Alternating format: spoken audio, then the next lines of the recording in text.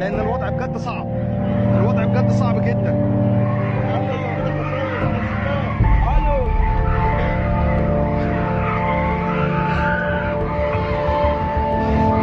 في ناس مش لاقيه اهلها، في ناس بتصوت على بعض، وفي ناس مش عارفه تعمل ايه. دي البيوت اللي في العالي، لكن البيوت اللي في الواطي اللي انا مش قادر اوصل لها هي دي اللي وضعها صعب جدا. ده الشارع يا جماعه، يعني مفيش سكه.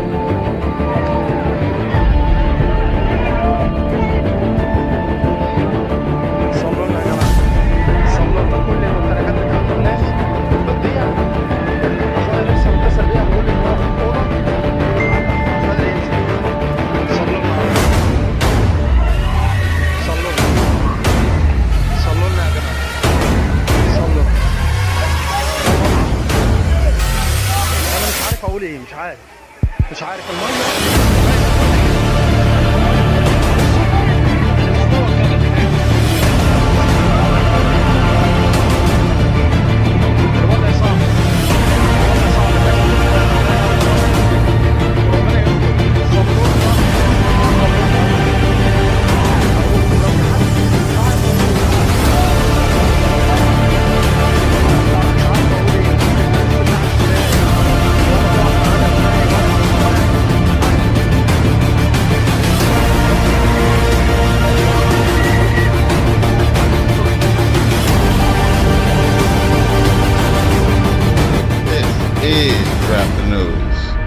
Not only does the government know that the red planet is out there on the horizon, emitting red iron oxide into our atmosphere and destroying us, the FDA, Fast Death Administration, aka Food and Drug Administration, is speeding up the process by giving us iron overload. They helping God destroy us. Check this out. Another hidden cause of diabetes that you might not be aware of, that you need to be aware of, and that is excessive amounts of iron. I mean, this is kind of surprising. You would think iron would be very beneficial to the body, but the problem with iron, it's very difficult to eliminate. Too much iron in the body is very dangerous to the mitochondria, to the cells, creates a lot of damage. It can lead to cancer. We can't cure iron from the brain. And so when you're older, you have to be much more circumspect about the level of iron that you ingest through diet, because it builds up in the brain and it produces a lot of what's called oxidative stress. Rusting. Minerals. Rusting of the neurons. I like that. Rusting of the neurons. Or else it can create a lot of problems. So iron can then destroy certain parts of the brain, specifically the hippocampus, which then can lead to dementia.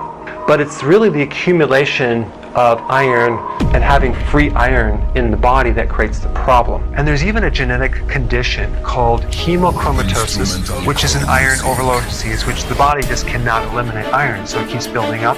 And the problem with iron is it's very oxidizing. You can kind of look at it like it rusting out your cells. Well, anytime you have that effect, you're going to have a lot of inflammation.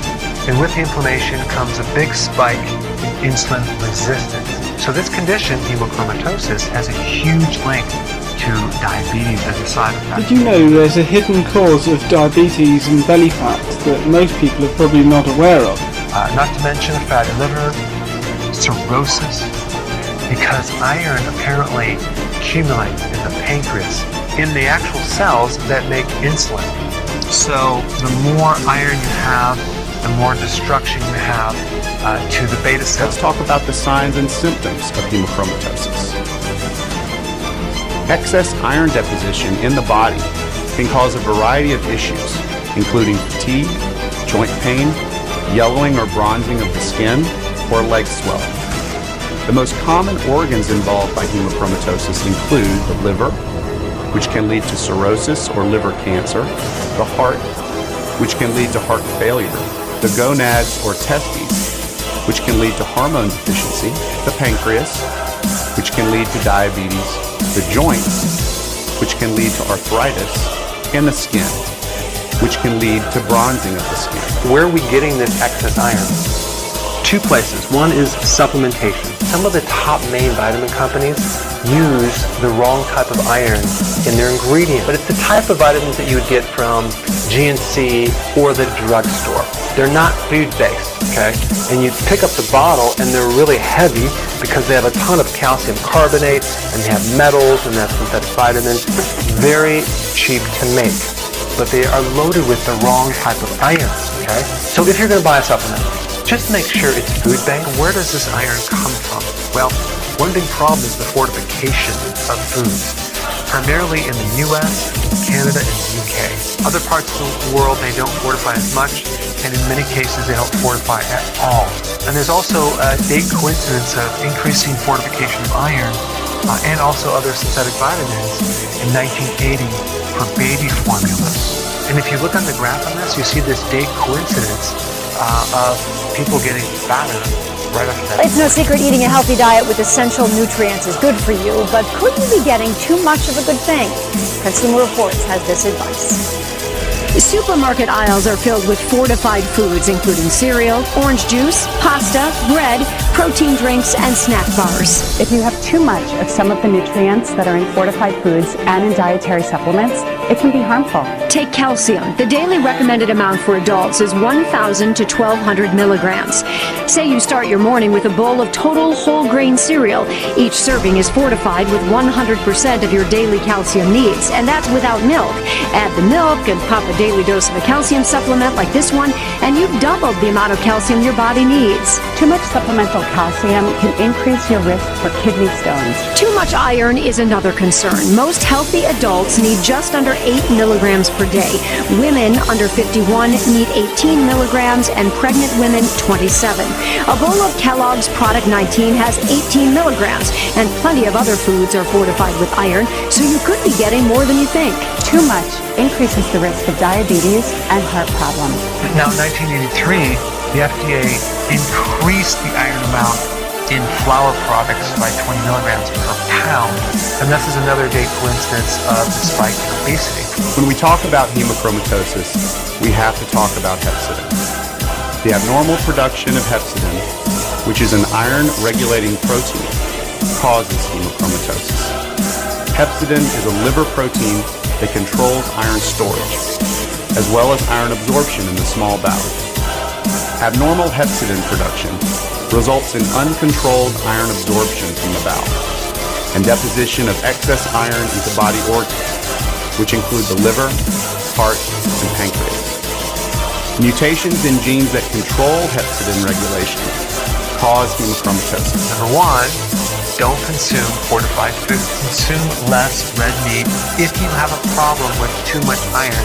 There's something called IP6, which is phytic acid, and that helps to chelate iron. And you find you have accumulation of iron in the body. The question is, how do you get it out? I would recommend taking something like a chelator, which basically naturally combines with iron and pulls it out safely. The best natural chelator is phytic acid in the form of IP6, okay? You can get this from the health food store. I don't have any brand names. Just look up IP6, and this is what you want to take to help neutralize iron, get it out of the body safely, so we can actually protect ourselves against excess iron, as well as something called EDTA. What you could do is, because these pull out other minerals too, you could take this on an empty stomach. Several hours later, you can take the minerals that you want in your body, like potassium, magnesium, so you can actually now deplete all your minerals. So we've known actually for about 150 years that iron is actually quite important in sort of the pathology of MS. So we started to look at this using MRI, which can be used to detect such iron, but of course in vivo. And we wanted to see whether this starts very, very early in the disease process, or whether it's something that accumulates with time as the disease progresses. Also, donating blood gets rid of the iron. If you feel really good when you donate blood, chances are you have too much iron. So we started taking these patients provided by the MS clinic at the London Health Sciences Centre and scanning them to see whether there was abnormal iron in their brain. And one of the very interesting findings we saw was, in fact, there is a lot of iron, well above what you would expect for age-matched controls in the MS patient's brain. The other thing is you want to avoid supplements with iron. Make sure that you do not consume a multivitamin mineral with added iron. Insofar as iron is related to some kind of obstruction in your veins, but the fact is there is iron at very early stages.